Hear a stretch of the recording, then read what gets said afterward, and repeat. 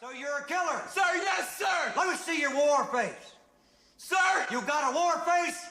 Ah! That's a war face. Now let me see your war face. Ah!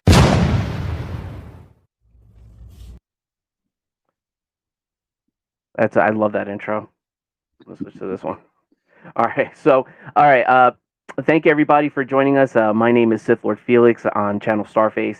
Today we're going to be reviewing some of my mid-level pool plays with the great Brian from FX Billiards. How are you, Brian? I'm doing good. Glad to be here with you. Excellent. Before we get into looking at my plays, why don't you tell us a little bit about what you do, your channel, all that good stuff you got going on over there? Okay. Well, FX Billiards is not just a YouTube channel. We're a business. So it's actually FX Billiards LLC. We have our YouTube channel. We have downloadable videos. We do Zoom lessons. So there's about 4 different lines that come into FX Billiards. We're about to break off from Teespring and do our own t-shirts. So it's an entire enterprise, but we're best known for our YouTube channel, FX Billiards. Awesome. Yeah, I discovered the FX Billiards channel, I want to say about 1.5 years, 2 years ago. I've been with Brian. I've had Sensei Brian as my teacher for almost a year. Yeah, I think so.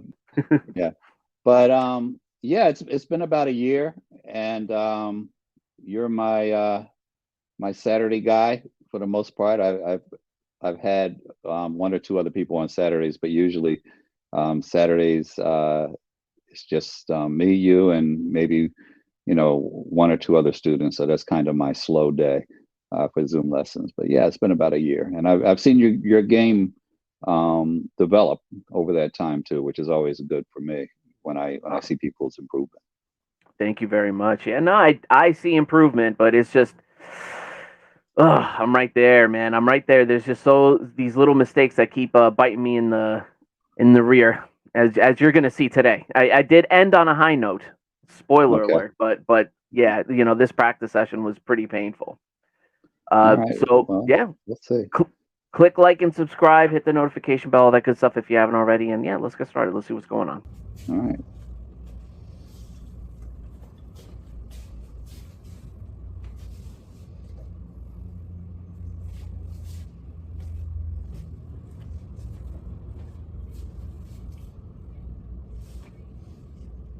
All right, so it looks like, well, which one of you did he break dry, or did you break these?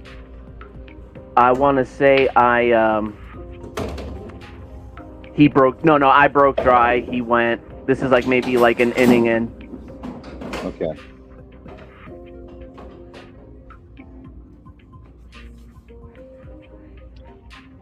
So one of the first things that jump at me is, because you have the stripes, you've got that 10 and 13 that you really need to do something with, and do something with it as soon as possible. Because, okay. Do you need me? If you need me to pause, by the way, tell me and I'll pause it. You don't need to pause, but that 10 and 13, it looks like you're trying to work your way there. Failing miserably, but yeah, trying. Yeah. So pause is right here, actually. So you see how the you're working on the 13 now, and this is a common mid-level player error.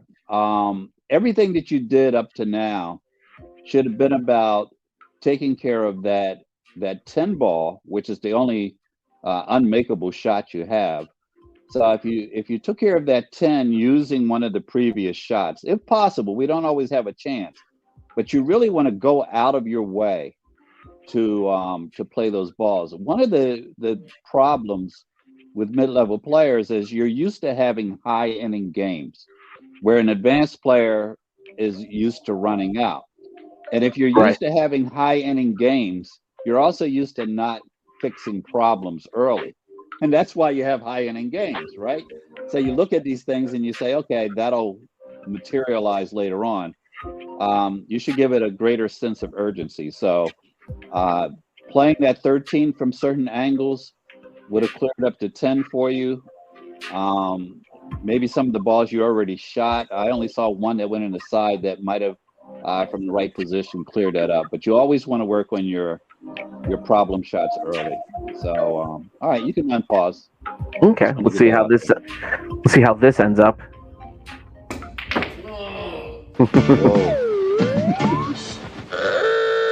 All right, so I actually, to be frank, I'm going to run it back a little bit. I think it was a kind of decent leave, but if I'm being honest, a little unintentional. But it was a good, I'll say, unintentional defensive shot. Because if you see where it, oh, it looked to me like you hit the 3 first. Did you? Is that possible? You know what? That's funny. I think I did hit the 3 first. I think you hit the 3 first. So you gave up. You I gave solved up all ball of in his hand. problems and gave him ball in hand. Yeah, But I did hit the 3 first. Yeah. Well, yeah, that's no good. Yeah. Well, luckily, old man Vaughn, for some reason, he just plays it, and that's like a rule we have. Like if we hit the other one first, we don't even take ball in hand. Okay. I don't know why. I don't know, but I'm not gonna challenge the general. So. Well, I'll tell you what, ball in hand, especially to like bar players, unless there's a league in their area, a lot of bar players have never heard of ball in hand. They have no idea. You know, we kind of take it for granted as a standard rule, but I know there's a lot of places in Philadelphia where there's no leagues or anything, just a bunch of guys that have been playing there for 30 years, and it's never even occurred to them ball in hand. And if somebody scratches, you know, you're in the kitchen with the ball, you have to shoot forward of the line. There's a lot of, you know, old school rules that are still out there. Right. But yeah, I played with guys that have never heard of ball in hand, believe it or not. So usually guys over, you know, 65, 70 years old who have never seen a league game might be in that category. All right, let's go. Let's see what you got. All right. Pretty decent break, my opinion. But. Okay. That is yes, one of your better breaks. Not just spread. Not just because you made a ball, but you spread them out well. You kept your cue down. So that was not bad at all. Now that could have been really ugly. Yeah. All right. I want you to rewind that. Let's go back to right where the balls stop moving after your break. Okay. Okay. All right. So let's go back a little bit more.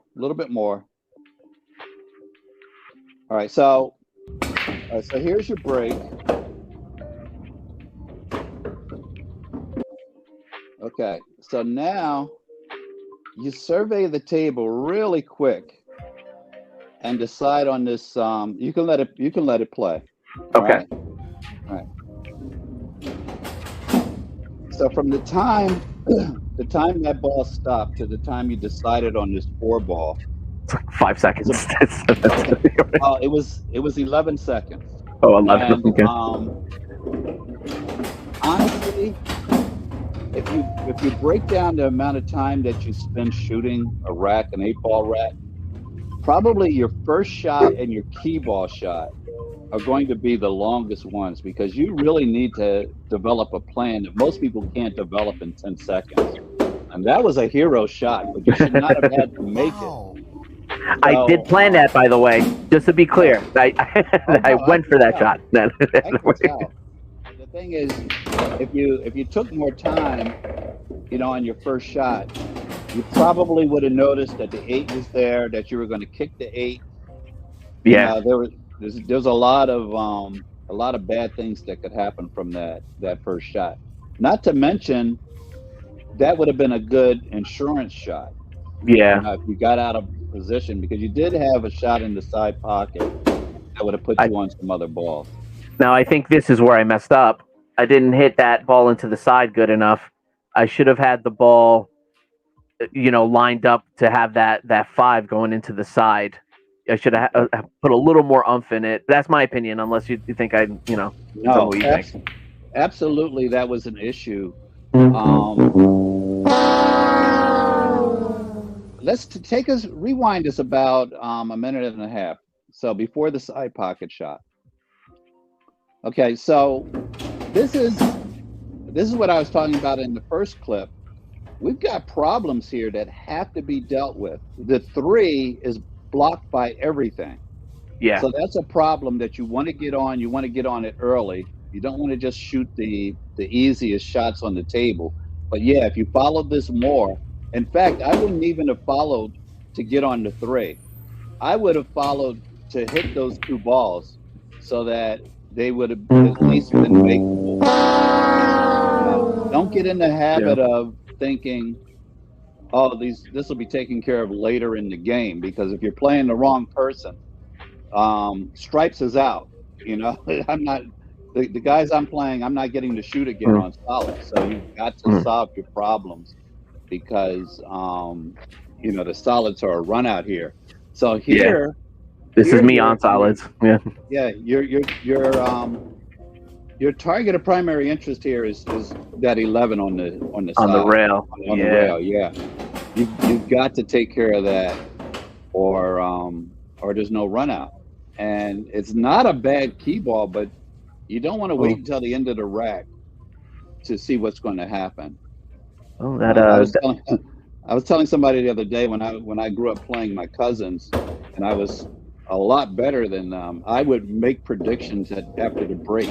After I'd see their first shot, I would say things like, well, that 11 is going to be on the table at the end of the game.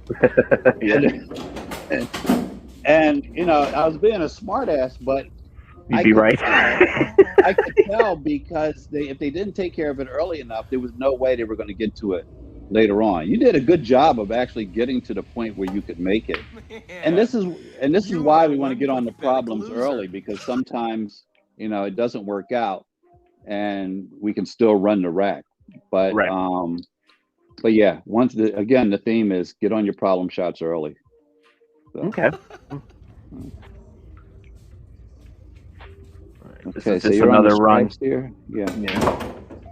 All right, that's not a bad shot, but not sure it should have been. Can you take us back right before that shot and pause it? Sure. Okay, so let's take a look at the rack here. You don't have another shot, really. That's a high percentage shot right here. Right. So shooting the 13 is not a bad idea. That 11 down the other end of the table is really where you want to be going, because as soon as possible, at least. I might shoot the other stripe, the one that you're leaning, that your cue ball is right in front of, even though it's a tougher shot. If you shot this in that corner, that would be to our right-hand side right now, even though it's a more difficult shot, guess what you'd be on? The 11. And once you make those 2 balls down that end, you could even cut it to the left corner that your cue is at right now. Anything down there is probably going to put you out if you take care of those balls first, because everything else is highly makeable and they're at the other end where the 8 ball is. So I might take a more difficult shot down that end. And guess what? If you miss, most amateur players are not out with the solids at this point. But Understood. You could be out with the stripes. So this one, you kind of slam dunked it, and you really wanted to roll that in so you could get on these other balls. If you didn't hit the 3, who knows where you'd be. So I'd take down your speed quite a bit here. I know it's a slower table. Yeah. But a lot of this, you're just way too much speed. But this is not bad here. If you can punch this out to get on the what looks like the 10 ball. I do not want to spoil this for you. Okay.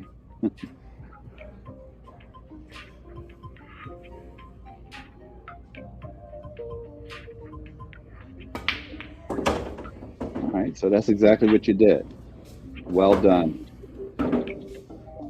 You can already see what's going to happen here.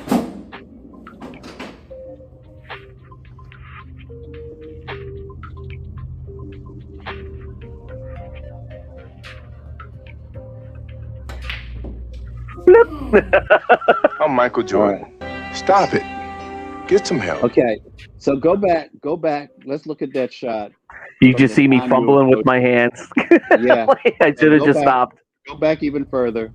Oh, Even further. okay. All right. All right. Okay, right here. All right, let's walk around. So you're going to go over here. You move in sideways. You kind of move towards the shot. You changed your mind where you're going to put your hand like Yeah. 3 times, 4 times. Yeah. Okay. Oh, If you shame on me. if you change the shot in any way, you have to stand up. You got to I'm Michael stand up Jordan. and make it a Stop make it a new thing. Okay. The Yeah. second you change your bridge, I should have you just gotten can't right back up. possibly. Yeah. It's I mean, I've seen pros do it. I just made a video the other day about lazy pool, and Should be and my that's name. one of the that's one of the things. It's funny how many people think when I make these videos that it's about them. Brian, is that about me? Why are you calling me out, man? Yeah. But it's a common mistake people make when they change their shot. They don't stand back up. You know, that's just laziness, and it makes a difference in winning and losing. Ironically, that is exactly the same shot Alex Pagulayan missed in like a huge 9-ball event to win. That's the shot. Man. It was straight in just like that. Such a heartbreaker. Yeah, his problem was something totally different. It was what they call sensory overload. He literally was shaking as a release because the event's over. I've won. All I got to do is throw this in the pocket. People think that that's shaking, like in poker when a guy's got a really great hand, got the nuts and there's a lot of money on the table. People will shake. People think it's a bluff when somebody's shaking. No, it's an adrenaline release, and that adrenaline release can cause you to shake enough to miss a shot, and that's basically what happened to Alex. But in your case, it was just simply you never got good fundamentals down on the shot because you changed your mind. So I should have recalibrated the minute I figured out what bridge I was going to use. Shame on me. I took the shot for granted. I thought it was a layup, and right? It was Michael Jordan cursed me out. Get some help.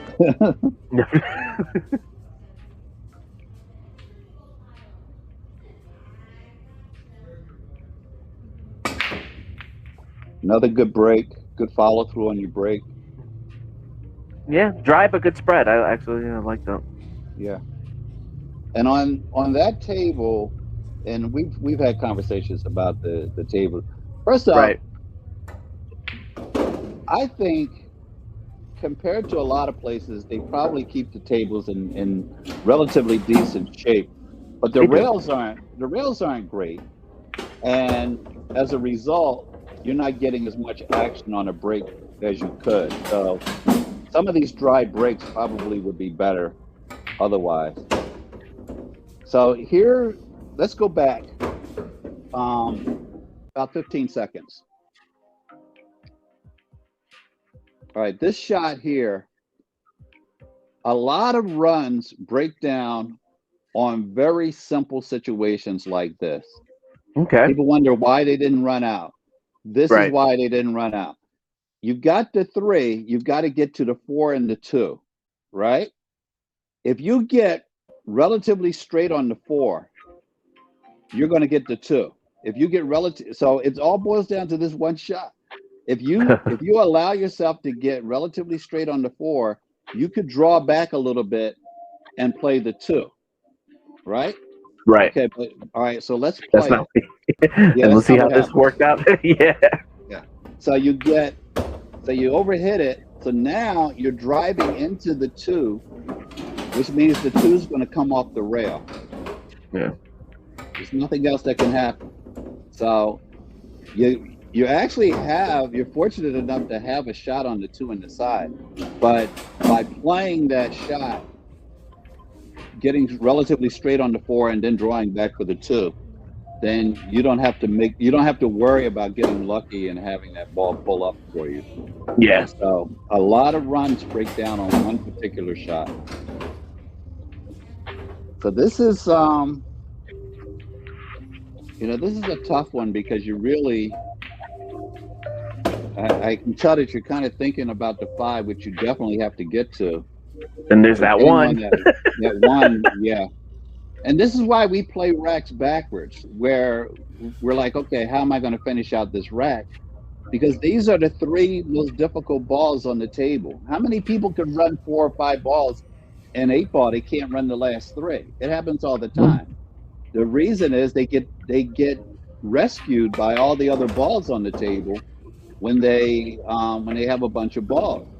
So that was actually in a really good position to be able to see between those 2 balls. Yeah.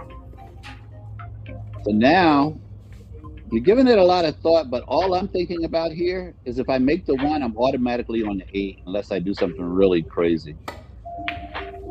So that's an excellent shot.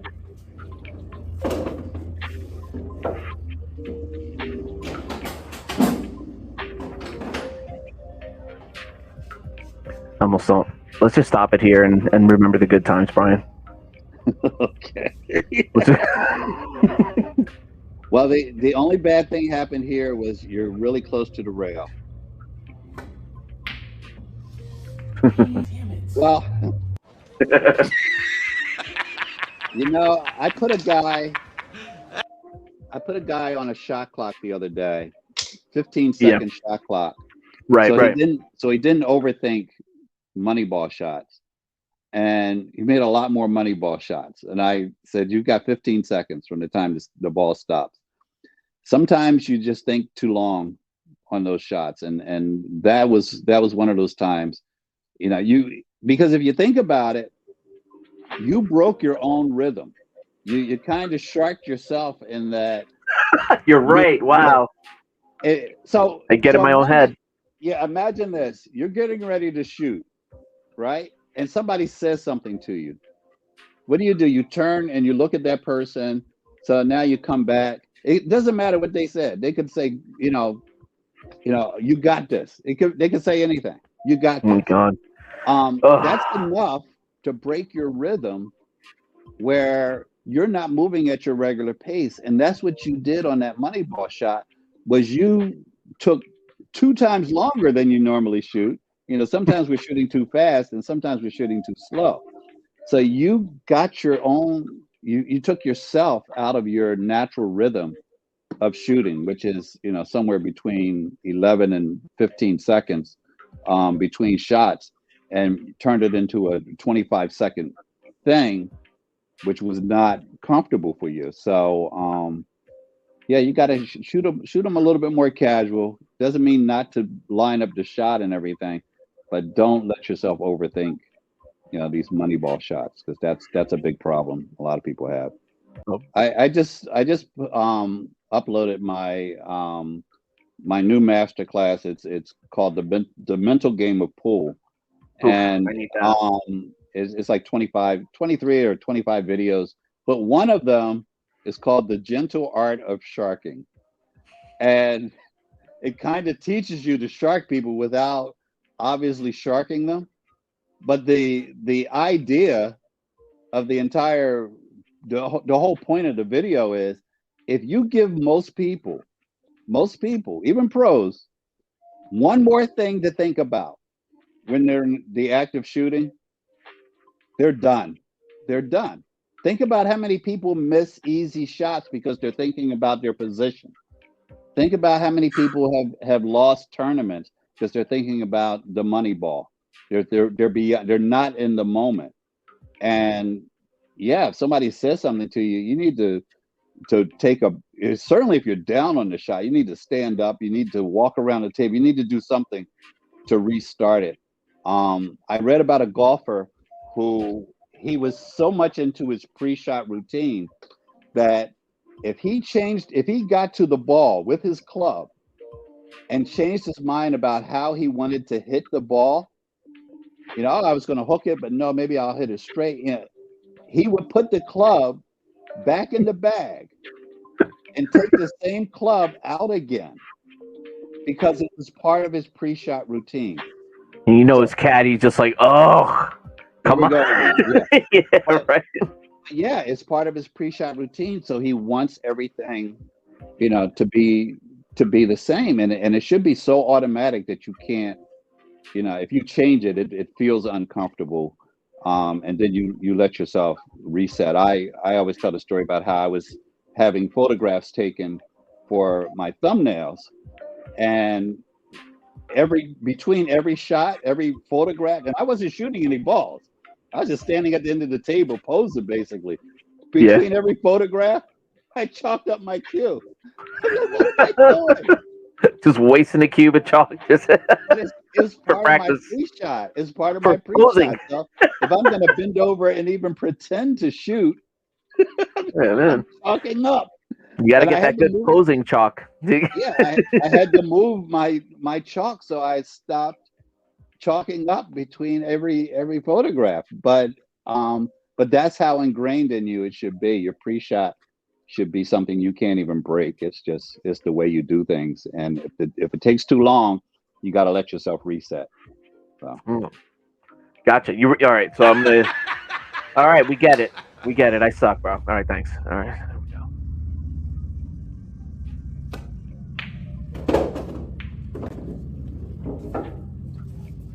go. This is a interesting table because the balls, the way they're spread out, you actually have a pattern here.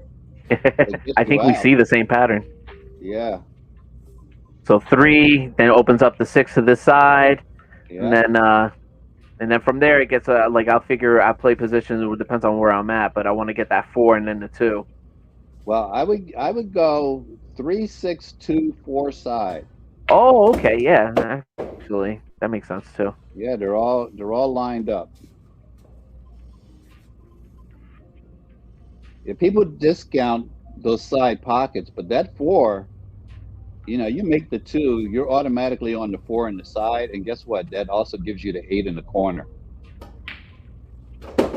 And for anybody scared of side pockets, you're giving up a third of the table. That's just craziness.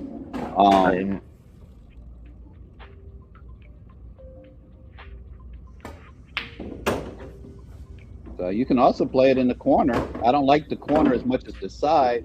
I won't get as good position on the 8 if I did that, right? Exactly.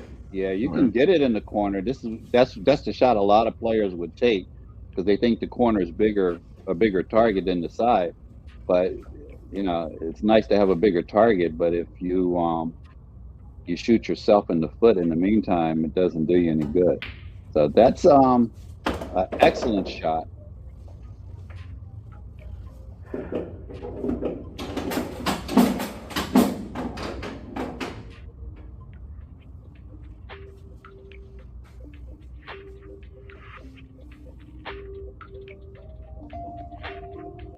Guess what happens, Brian?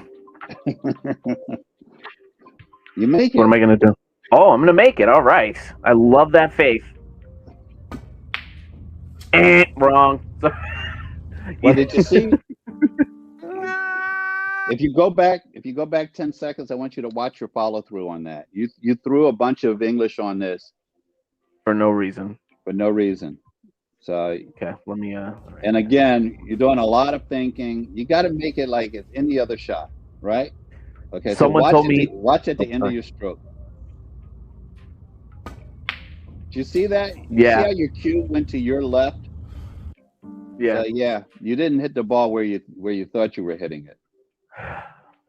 That's me right after the shot. So yeah, that is yeah, that gets annoying. Someone told me to get a rack of nothing but 8 balls and just shoot those in for like a day. I used to buy into that. If you ever saw some of my videos where I just have the red and the black balls, they kind of look like snooker balls, but they're pool balls. Right. That happened because I was going to buy 15 black balls. And when I started putting the set together, because I had to put it together by, I had to purchase each of those balls. People ask me today, hey, where do I buy that set? No, I manufactured that set. I bought each ball individually. And when I was putting it together, I'm like, if I get 7 and 7, I'll have an 8-ball rack. And I'll have a lot of black balls anyway, because there is something to be said about shooting the 8-ball and shooting dark colored balls.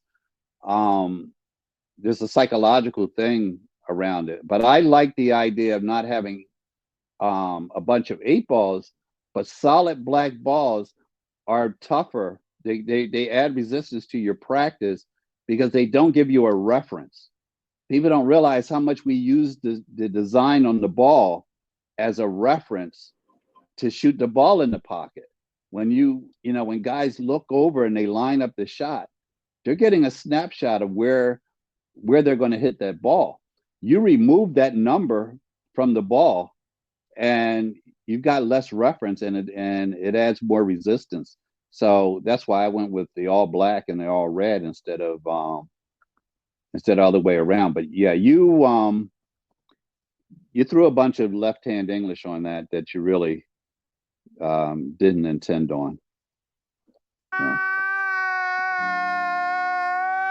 So. Yeah. That's how I get to sleep every night, Brian. Right there. My evening ritual. The best and worst thing to happen to intermediate players, pocket hangers. So the reason you didn't get down table on that pocket hanger is because you had so much topspin on the cue ball that it just ends up stalling on the rail. It's spinning forward after the ball goes in the pocket. So right here. So how should I approach this shot? I should have done draw, like maybe low right or just straight. There's a couple things you could have done, but you don't want to have all this top on it when the ball's that close to the rail. If you rolled it down with top, but took a bunch of speed off of it, you would have gotten down table. It's because you have all this top spin going on. So when it hits the ball, go ahead and play it in real time. You'll see what happens. As it hits the ball and it's still moving forward, it wants to go back to the rail. So if you take all the top, if you can hit it with top, you can hit it with center ball, but as long as it doesn't have that top spin on it when it arrives, then you're in much better shape. So it's a common mistake that players make. People forget how many games they lose because they had a pocket hanger. They think it's a good thing. It's not. It's a layup. It's right there. It's right there. Just tap it in. Yeah. This is the high note, which I got that cool little, and I called that pocket obviously, so that was kind of cool. Yeah, that was a good bank shot. You don't want to have to make them, but that was a good one. So me advertising that I get my lessons from you. I don't know if I'm helping you or hurting you with that. well, I don't know how many new students I'm taking on anyway, because they've been rolling in, and I try not to have more than 25 per week. Jeez. Because like I said, we're a business, so I've got to produce videos and master classes and do live lessons, and at some point spend time with my family. I got to change the wording. I'll change the wording on this to promote more of the lessons instead of the master classes. You know what I mean? The classes, the master classes. I'll do that. I don't mind, because people do drop off. They take the summer off sometimes or whatever, but I do limit it, and one of the things that we tend to do if we get too crowded, we do like every other business. We raise the prices, and that controls the population. So that actually hurt. Well, it's a supply and demand, right? Basic economics. So I'm glad. The funny thing though is every time I raise the prices, more and more people seem to sign up. Because they're showing value. I'm like, damn, if it's expensive, you gotta turn me into Tom Cruise. Yeah. I don't want those $30 lessons. I want those $60 lessons. $60 lessons. That comes with that's magic, right? Like automatic level up. But I'll tell anyone who's listening, if you're first joining, this is number 86 in my today's plays. This is me just basically chronicling my journey as a pool player. And I mean, this was bad, but I'll tell you what, I'm about twice as good ever since I started with lessons with Brian. Yep. You know, if that goes for And you run all over all the locals. So that's, that's always fun. Yeah, best one in my on my block for now. yeah, and even that's like, absolutely. Yeah. But I'll tell you what. All right, so we'll wrap up there. Brian, let everyone who's listening, let them know where they can find you. Well, you can find me at FX Billiards. You can find my master classes at fxbilliards.com. You can Google FX Billiards. You're gonna find me pretty easily. So it's not hard. Just FX and the word billiards, and you're going to find our videos are going to pop up. And the master class is nwqpool.com, but fxbilliards.com will get you there. So all roads lead from FX Billiards. Hey, man. And listen, I'll tell you what. I want to thank you very much for coming on here and doing this little breakdown. And Absolutely. this was absolutely fantastic. I think I've learned a lot. I hope a lot of people out there learned a lot. Make sure you hit like and subscribe. I will have links to Brian to FX Billiards in the description, so feel free to take a look at that. Leave a comment, say hi, whatever you want. Tell me I suck. I know. I won't get mad. I promise. But all right, guys. You guys have a good one. God bless, and we'll see you next time. Have a great day.